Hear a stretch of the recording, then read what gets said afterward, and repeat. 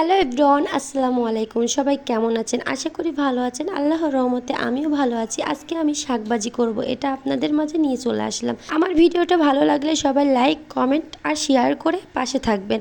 আমি এখানে প্রথম কড়াইটা দিয়ে, তো কড়াইটা গরম হয়ে আসবে তখন আমি তেল দিয়ে দেবো, সরিষার তেল। তারপর আমি 1 কাপ পেঁয়াজ আর রসুন কুচি দিয়ে দেব। রসুন আর পেঁয়াজটা যখন লাল হয়ে আসবে তখন আমি গোটা জিরে দেব, কারণ এখানে জিরে দিলে শাকের ভিতরে একটা সুন্দর ফ্লেভার আসবে। তারপর জিরে, পেঁয়াজ, রসুন সব কিছু ভাজা ভাজা করে আমি তখন সিদ্ধ করা সেই শাকটা দিয়ে দেব। আমি এখানে হলুদ, লবণ আর কাঁচামরিচ দিয়ে আগে থেকে শাকটা সিদ্ধ করে রাখছিলাম।